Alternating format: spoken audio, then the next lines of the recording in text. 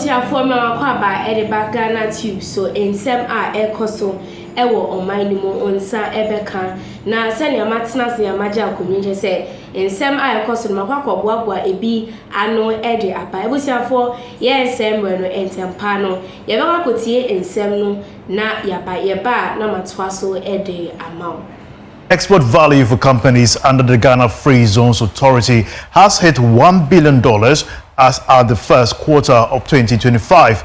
This was disclosed by the CEO of the authority, Dr. Mary Awusi. Speaking at the 30th anniversary launch of the Ghana Free Zones Authority, Dr. Awusi stated that she will lead a charge to ensure the completion of industrial zones in Wankra in the Ashanti region, Shama in the Western region, and other industrial zones.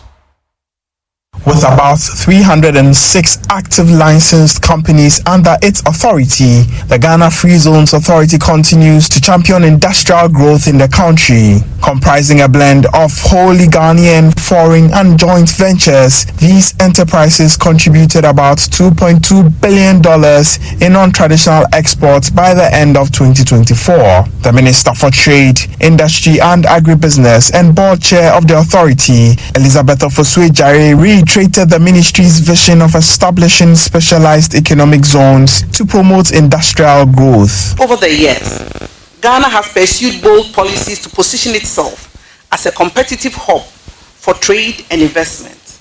However, ladies and gentlemen, to sustain the scale these achievements we have, we must evolve.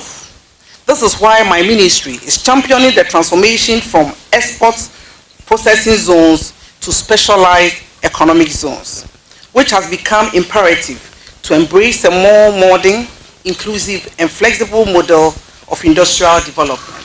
Highlighting the authority's contribution to socio-economic development, the CEO, Dr. Mary Awusi, disclosed that the non-traditional export value for companies under the authority hit $1 billion in the first quarter of 2025. Together, these enterprises have lifted Ghana's non-traditional exports from $145.4 million in 1997 to $2.25 billion as at the end of 2024. The export value for the first quarter of 2025 alone stands at $1 billion. She emphasized the need to develop additional industrial zones to support economic advancement. I will drive infrastructure development to accelerate the expansion of our existing enclaves while opening new industrial zones to create greater opportunities for growth. At the ceremony, the logo for the 30th anniversary celebrations was unveiled. The theme for the celebration is 3 decades of impact, empowering businesses, transforming trade in Ghana. Some of the programs outlined for the celebration include business fora, student seminars, exhibitions, and an awards and gala night. Businesses are making strong case for banks to move quickly and reduce interest rates. This follows a significant cut in the Bank of Ghana policy rate to 21.5%. Chief Executive of the Ghana Chamber of Commerce and Industry, Mark Bidu Abuaji, tells banks don't have any excuse to drop their lending rates by some significant margin in the coming weeks. So obviously, I mean, the link between the policy rates and businesses is the reduction in lending rate by the commercial bank.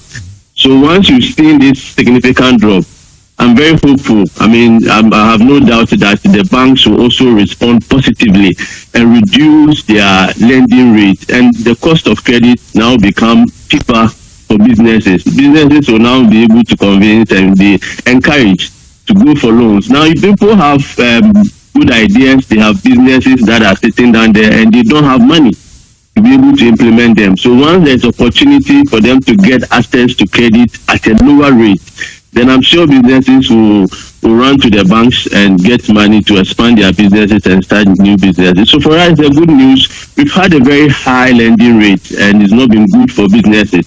So if the policy rate is coming down, then obviously the banks, the commercial banks should also respond positively.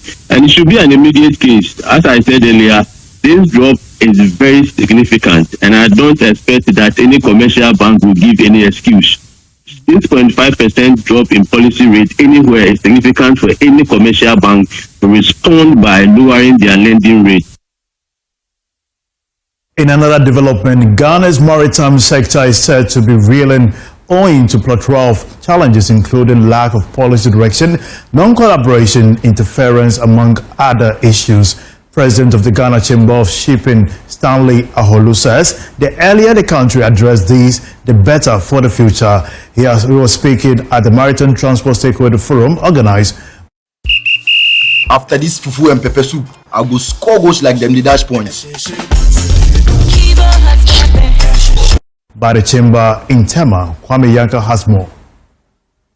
The Ghana Chamber of Shipping, made up of both public and private actors, is positioning itself as an independent advocacy body. Its goal is to shape policy, foster collaboration among members, and create a regular platform for dialogue between freight forwarders, regulators, and shipping lines, among other players. Concerns remain over high port costs, inefficiencies, and competitiveness. With vessel turnaround time, cargo dwell periods, and tariffs under scrutiny, many say Tema and Takoradi ports risk falling behind rival ports in Lomé and Abidjan if reforms are not fast-tracked. Here is President of the Ghana Chamber of Shipping, Stanley Ʌhot. Regulators are sometimes, or governments are sometimes pretty blind to the sector, and that is why you don't hear too much about it.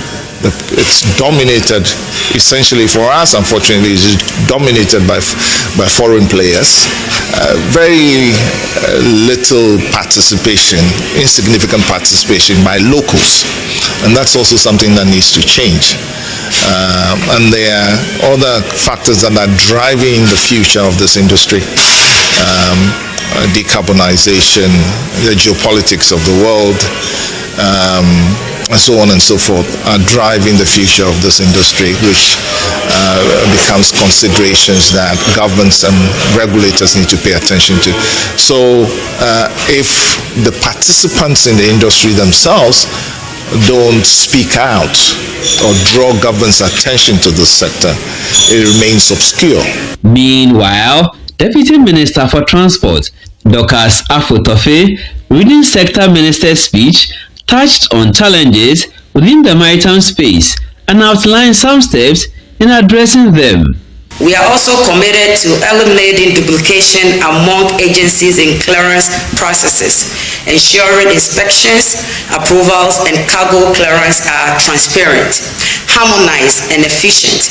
To this end, we are collaborating with the Ministry of Finance and the Ghana Revenue Authority to review port levies and charges, with the goal of making our port fair, affordable, and globally strong. In addition, Ghana is committed to the International Maritime Organization's IMO Green Voyage 2050 program, which seeks net zero greenhouse gas emissions from international shipping by 2050. Stakeholders argue that without stronger consumer protection, streamlined regulation, and investment in innovation, Ghana could continue losing billions to foreigners. Kwame Yanke's reports for Joy Business. Yo ebusia for ya makotie ensem no aba me gidi se utie ni ye pa ubetimi eja comments no amami ewo comment section na mejebore akenkan ni nyina ede amo ansa na medesa edition beba ewie na ebusia for me sure say na first time I show me ewo channel we so a ebusia for subscribe na hit notification bell no efa mama for more and quick updates after remember we fi say obe like na wasan share ye videos ni nyina amaye aha Ghanatube so mo amodofo snowy ni sisi ade makram.